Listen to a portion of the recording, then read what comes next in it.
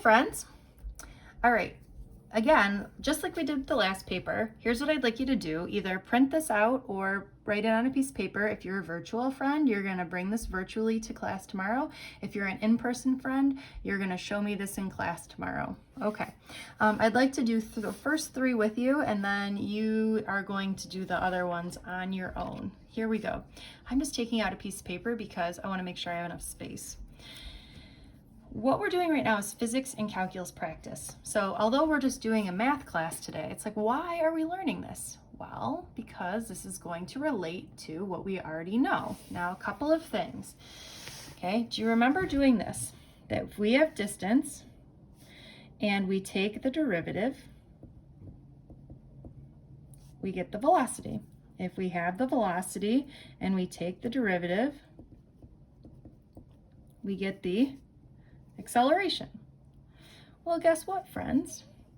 If we have the acceleration and we take the integral, we get the velocity. And if we have the velocity and we take the integral, we get the distance. Okay, so let's try that. It says the velocity of a car traveling on a straight track along the y-axis is given by the equation v of t equals 0.5, where v is in meters per second and t is in seconds. The vehicle's initial position is y equals -1 meters. Now this is going to be important because we haven't done this before when we were just doing math, so we'll come back to that in a second. At what time does the car pass through the origin? So we're looking for, basically, so I'm on number one. We want to know, what is the time when x equals 0?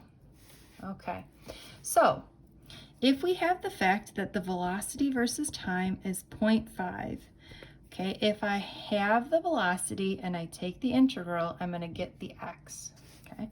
So I'm going to take the integral. The integral of velocity gives me the position.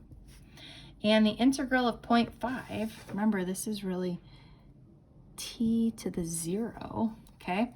How do I know that I need to do this in terms of time? Well, all physics problems are in terms of time, okay? But also since time is in here, that's how I know. Okay, so this is really time to the 0. So if I take the 0.5 out, this is really time to the 0. It really becomes time to the 1 power. Okay, so this is my new equation, but I'm forgetting something, right? What did I forget when I took the integral? Plus c. All right, now in physics, the plus c means something because it's basically saying the vehicle's initial position is y equals -1. Okay, so it's basically saying when the time is 0, y is equal to 1. Okay, so we've got y is equal to -1 when the time is 0. Okay, so do you see how this becomes 0? Or basically, -1 is equal to my constant. Or I could really write this as my equation now is 0.5t minus 1, right? Okay, we're still not done though, right?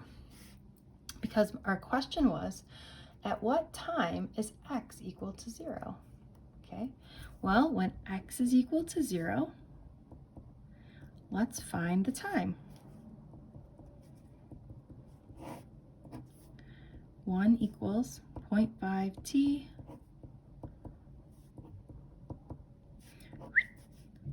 1 divided by half, or 2 seconds is our time. All right, let's do another one. Number 2 says, the position of a vehicle moving on a straight line track along the x-axis is given by the equation x of t equals t squared plus 3t plus 5. What is the acceleration at time t equals 5? Well, if I have x and I want to find the acceleration, it looks like I need to take the derivative twice. So let's just practice taking the derivative. Okay, 2t plus 3 And the derivative of that gives me 2. Okay, so it looks like, what is its acceleration? 2.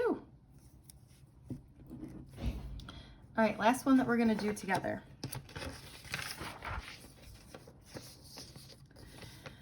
The acceleration of a car traveling along a straight track along the y-axis is given by the equation a equals 5, or specifically a of t is equal to 5, where a is in meters per second squared and t is in seconds.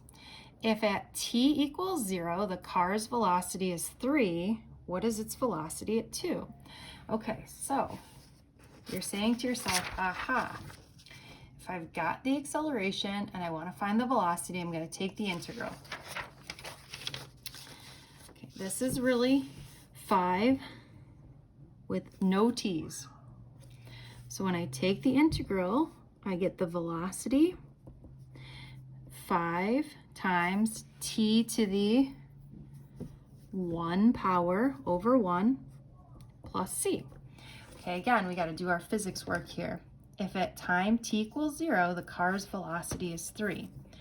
Okay, so the velocity is 3 at time t equals 0. That means that 3 must equal c, or my equation is v of t is equal to 5t plus 3. Okay, now it's asking me, what is its velocity at t equals 2 seconds?